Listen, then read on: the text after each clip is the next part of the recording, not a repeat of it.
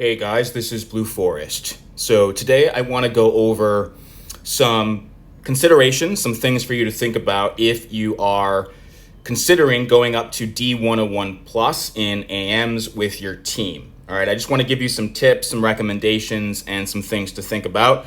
I have been getting a lot more questions about them, so have some of my friends. There is quite a bit of interest, especially now, because first of all, the shards issue with teams not getting, 4-star shards and so forth has still not been fixed, but also teams are now starting to unlock 5 stars, right? So we are one. Congrats to my friends in Immortal Warriors. They were the first team to unlock 5 stars, and you are going to see other top teams unlock them in the coming weeks, okay? So there's a bunch of things that I want to go over, but I want to start very bluntly, honestly, and just tell you that D101 Plus is very difficult, okay? It's hard. Even for very experienced, long-time, good players who did high-level AMs in the old game, this is not easy, okay? So if you are going to do it, first of all, I would recommend that you've got to have some very good players on your team, right? If you're newbies, if you're just coming back to the game after a long time, I would not bother. But if you have some very good players, if you've been ranking well and you want a challenge, it might be worth a shot. The other thing that I want to mention first off is that you have to really want the challenge, okay? You have to have a great mindset, a really good attitude. You cannot be discouraged easily. You've got to be patient. You got to be able to persevere, because if you do get discouraged easily, you're just going to get angry and pissed off very quickly and want to give up, right? Because you're going to have bad days. Like, you will die very fast sometimes.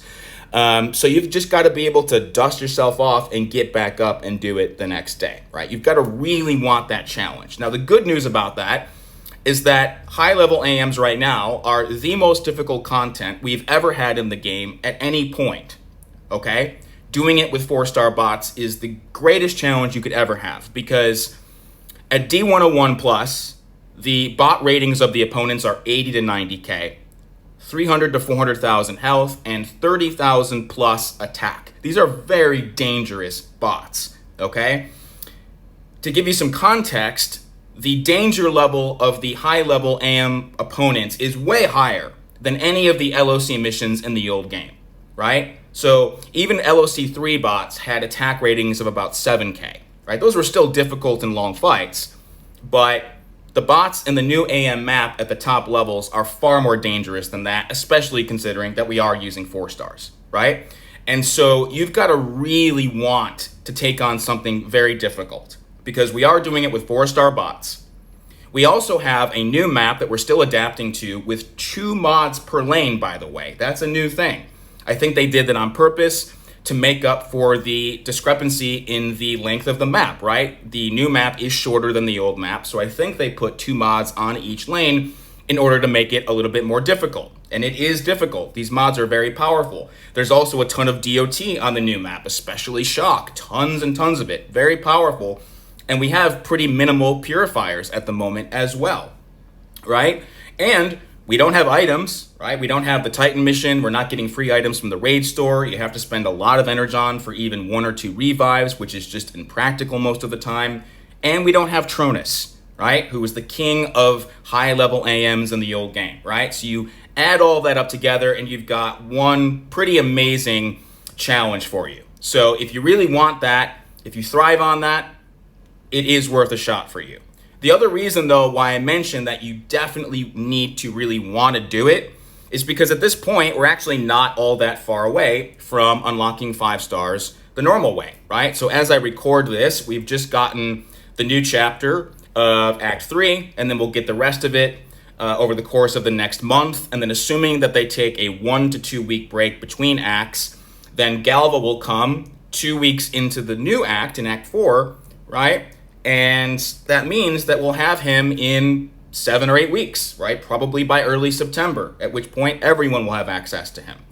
So that means that if you start doing D101 Plus now, you're not going to get access to 5 stars much sooner than everybody else, right? Maybe a little sooner, but not much sooner. And depending on how well you do, you might not get access to 5 stars any sooner than everyone else, if you're not able to do much and take down many bots and all that stuff. So that's why, like I said, you have to be patient, okay? You'll still get the shards even if you don't unlock 5 stars earlier than everyone else, and that's a good thing. But my point is that this is not a quick fix, okay? If you're looking for an easy way to get 5 stars in a week or two, that's just not gonna happen, okay? So it's only for the most dedicated, serious players, all right?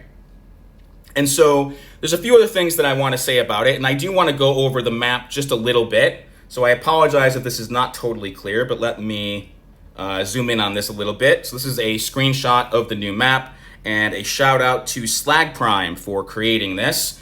Now I want to focus on Room 1, because first of all, you have to forget about exploration, okay? Nobody's doing that. You're not completing the map. It's just not happening. And by the way, there is some confusion about the shards.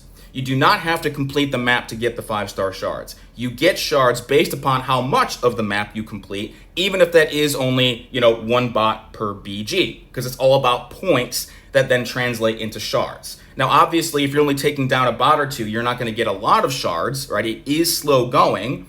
If you do manage to take down bots in every BG, you might get a few hundred shards a day, maybe 1,000 a week. That's a pretty good target to aim for. But if you can't take down any bots, you might only get 100 shards a day or 50 shards a day. It really just depends on what you do.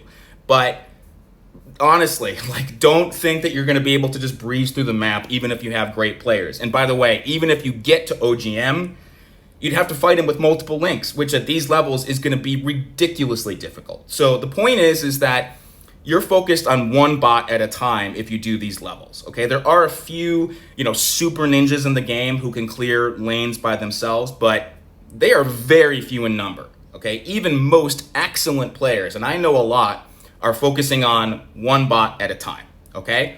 Now, in terms of your approach, the first thing I would say is don't try to figure out which lane is easiest. I keep hearing that. Which lane is easiest? It doesn't exist. That's very subjective. And at these levels, every lane is going to be very difficult. Okay, it all depends on your play style, your preferences, the bots you bring, all of that. What I will say, though, is that I know based on my experience in camp and in talking to other people that are doing these levels, most people overall have had the most success against 1.3, the tantrum lane.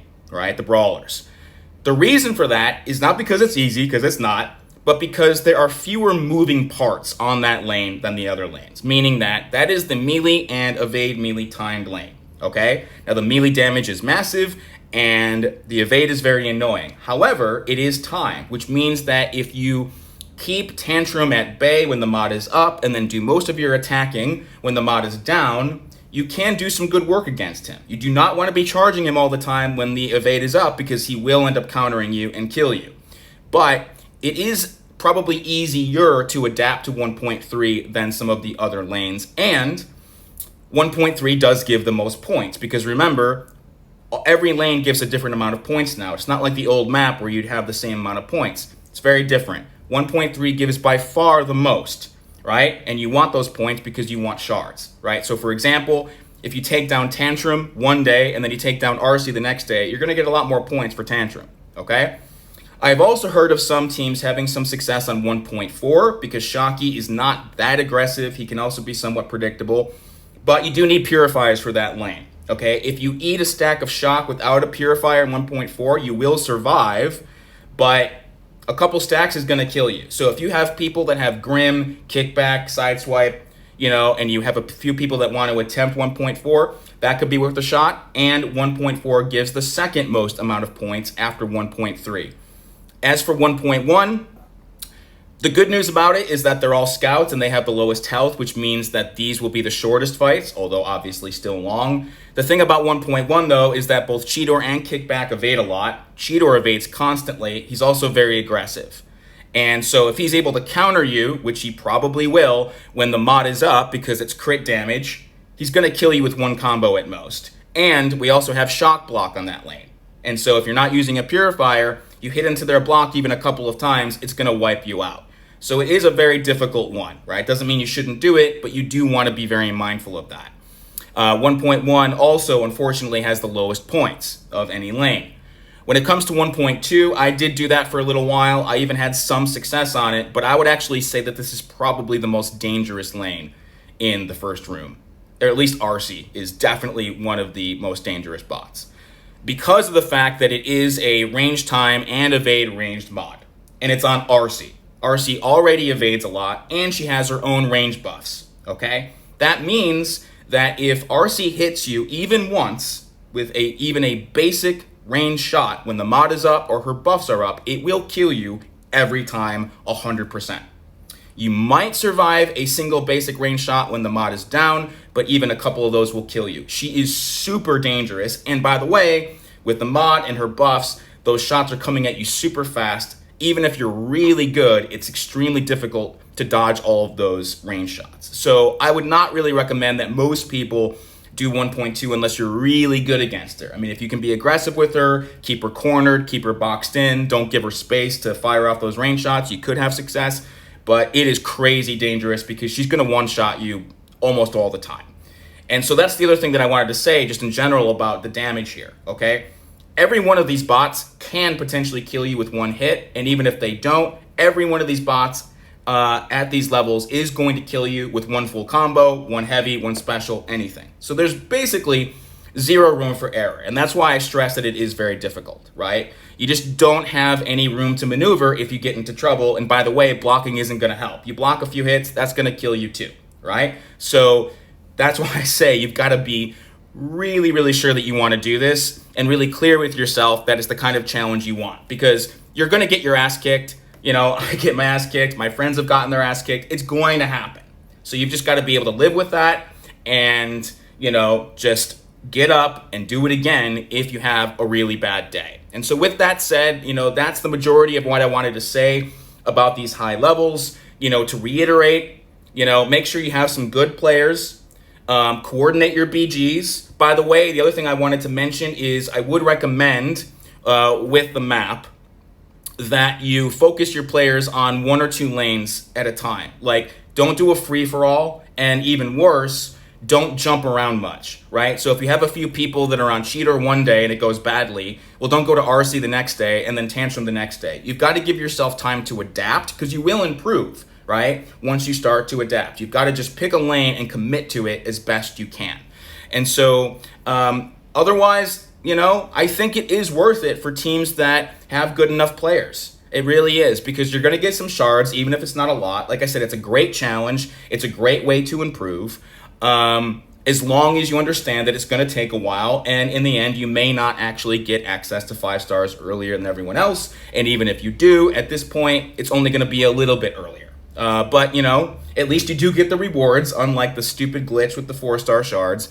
And, you know, by the way, you could always try it for a few weeks, and if it's just a total disaster, you could just revert back down to lower levels, you know? So, you know, there'd be no shame in that, and it is worth a shot for the right kind of team. So I will leave it there for now, guys. I hope this has been helpful, and we'll be in touch again next time. Take care.